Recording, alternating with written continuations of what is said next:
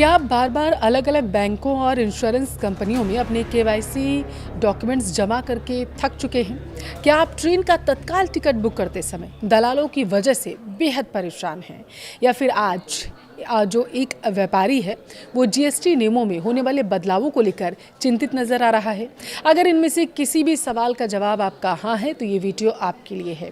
दरअसल 1 अगस्त 2026 से भारत में वित्तीय लेन-देन सहित रेलवे बुकिंग, डिजिटल पेमेंट और व्यापार से जुड़े कई ऐसे बदलाव हैं जो होने जा रहे हैं, जिनको मैं इस वीडियो में आपको विस्तार से बताऊंगी।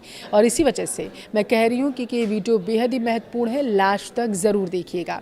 नमस्कार, आपके साथ मैं पल्लवी रविंद्र सिंह।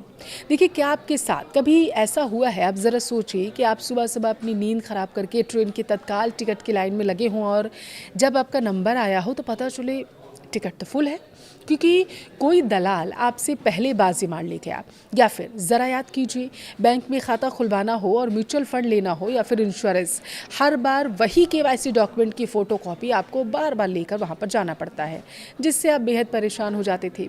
अगर आपका जवाब हाँ है, तो मैं आपको बता दूँ कि सरकार और संस्थाओं ने फाइनली लोगों की सहूलियत के लिए ये जो परेशानियाँ हैं उन्हें सुन लिया है और इन्हें दूर करने का फैसला किया। 1 अगस्त से आपकी ज़िंदगी से जुड़ी 5 ऐसी बड़ी बातें हैं जो बदलने वाली हैं, जो सीधा आपकी जेब, आपके समय, आपकी मानसिक शांति से जुड़ी हुई हैं। चाहे दलालों की छुट्टी करने वाला रेलवे का नया नियम हो या आपको कागजी कार्रवाई से बचाने वाला नया CKYC 2.0 सिस्टम हो। सबसे पहले और सबसे बड़े बदलाव की हम बात करेंगे, जो सीधे आपकी जेब और आपके समय से जुड़ा हुआ है। सेंट्रल नो योर कस्टमर 2.0 यानी कि CKYC 2.0। अब तक देखिए क्या होता था, अगर आपको किसी बैंक में खाता खोलना होता था तो अलग डॉक्यूमेंट्स दिए जाते थे, अलग से आपको परेशान होना पड़ता था। म्यूचुअल फंड में निवेश करना है तो फिर से वही प्रक्रिया आपको दोहरानी पड़ेगी, फिर फोटोकॉपी कराइए, फिर सारे डॉक्यूमेंट्स लेके आइए, यही कर रहे थे ना। और अगर इंश्योरेंस लेना है तो फिर से वही कागजी कार्रवाई आप दोबारा से करिए। लेकिन अगस्त से भारतीय बैंक और इंश्योरेंस कंपनियां एक कॉमन कस्टमर आइडेंटिफिकेशन सिस्टम शुरू करने जा रही हैं। इस नए CKYC 2.0 सिस्टम के तहत पहला जो पॉइंट आ रहा है वो ये कि सिर्फ एक बार वेरिफिकेशन होगा। संस्थाओं को सेंट्रल रजिस्ट्री से आपका डेटा हासिल करने के लिए सिर्फ आपकी सहमति, यानी कि वो OTP भेजेंगे, वो आपको देना होगा। दूसरा जो बड़ा इसमें बदलाव किया जा रहा है, कॉन्फिडेंस स्कोर। देखिए, नए सिस्टम में आपकी डेटा की सटीकता पर एक कॉन्फिडेंस स्कोर होगा, जो यह बताएगा कि क्या किसी फर्म ने पहले ही आपकी जानकारी को वेरीफाई कर रखा है या फिर नहीं। ये सबसे महत्वपूर्ण है। हालांकि अब तीसरा पॉइंट इसमें यह है, धोखाधड़ी पर इससे लगाम लगेगी, ये दावा किया जा रहा। रेगुलेटर्स का मानना है दरअसल कि इससे मॉनिटरिंग आसान हो जाएगी और फ्रॉड के मामलों में भारी कमी आएगी। वर्ल्ड बैंक के 2024 के डेटा के मुताबिक अगर हम उस पर गौर करें, भारत में लगभग 89% जो लोग हैं उनके पास बैंक खाते तो हैं, लेकिन म्यूचुअल फंड या फिर इंश्योरेंस में उनका निवेश बेहद कम है। CKYC 2.0 इसी गैप को भरने का काम करेगा। SBI फंड्स मैनेजमेंट के मुताबिक अगर यूनिवर्सल आइडेंटिफिकेशन के बाद ग्राहकों का एक छोटा हिस्सा भी निवेश शुरू कर देता है, तो यह इंडस्ट्री के लिए एक बहुत ही बड़ा गेम चेंजर के रूप में साबित हो जाएगा। अब आप सोचिए, सिर्फ SBI के पास 50 करोड़ बैंक खाते हैं। यह बदलाव सिंगापुर और यूरोपीय देशों के डिजिटल आइडेंटिटी फ्रेमवर्क की तर्ज पर किया जा रहा है, जो भारत को एक नई वित्तीय ऊंचाई पर ले जाने का काम करेगा, भारत को विकास के पंख लगाएगा, ये दावा किया जा रहा है। और अब रुक करते हैं व्यापार और उद्योग जगत की तरफ। देखिए, अगर आप एक कारोबारी हैं या ट्रांसपोर्टेशन से जुड़े हैं तो आपके लिए अपडेट जानना बेहद महत्वपूर्ण है। वस्तु एवं सेवा कर नेटवर्क अपनी ई-वे बिल प्रणाली में 2 बड़े तकनीकी बदलाव करने जा रहा था, जिन्हें पहले 15 जून से लागू होना था, लेकिन व्यापारियों की मांग और तकनीकी तैयारियों को देखते हुए अब इसे 1 अगस्त 2026 से लागू किया जा रहा है। ये 2 बड़े बदलाव क्या हैं?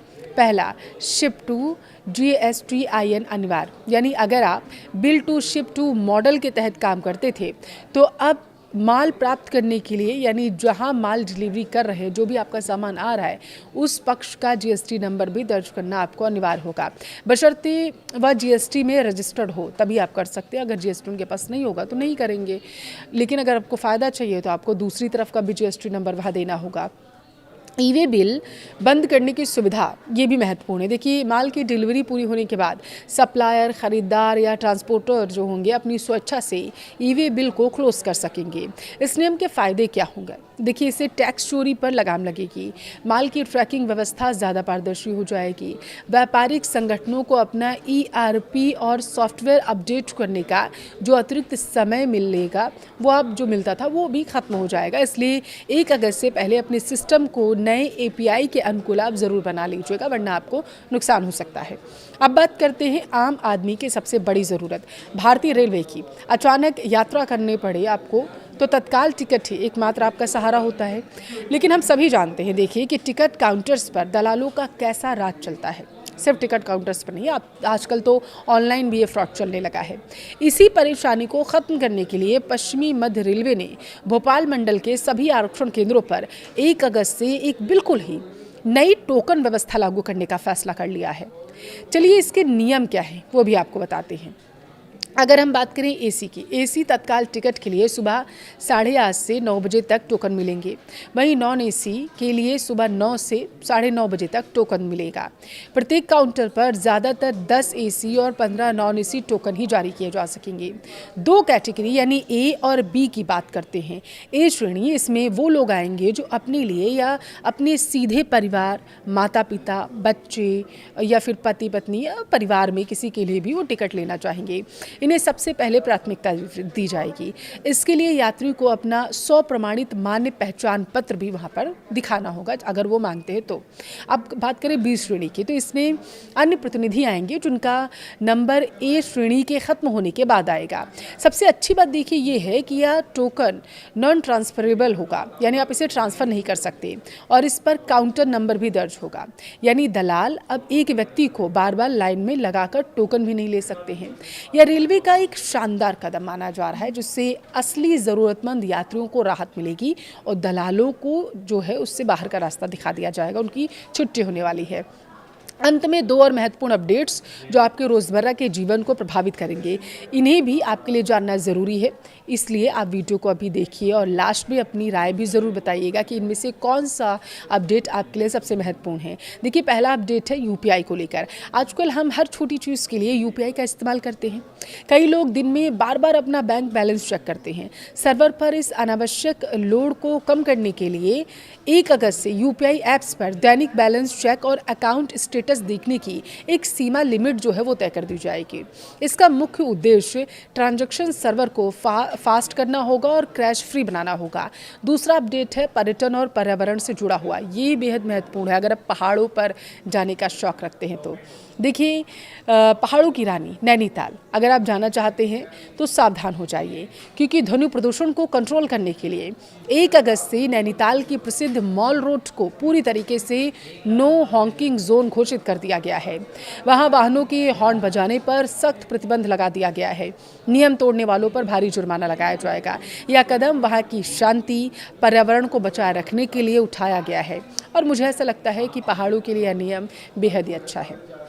तो ये थे 1 अगस्त से लागू होने वाले 5 बड़े बदलाव। एक बात हमेशा याद रखिएगा, बदलाव से घबराना नहीं चाहिए, बल्कि एक स्मार्ट नागरिक की तरह, सिटीजन की तरह हमें सभी समय बदलावों को अपना लेना चाहिए। इन बदलावों को समझने की ज़रूरत है, उनका फ़ायदा भी कैसे उठाए उसकी भी ज़रूरत है। अब आप जानते हैं कि तत्काल टिकट के लिए नई टोकन व्यवस्था आ गई है, तो अगली बार दलालों को पैसे देने के बजाय स्मार्ट तरीके से अपना टिकट बुक करिए। जब आप जानते हैं कि CKYC 2.0 लागू हो रहा है, तो बेझिझक अपने निवेश की शुरुआत अब आराम से करिए, क्योंकि अब कागजी कार्रवाई का कोई झंझट ही नहीं है। अब आपकी बारी है।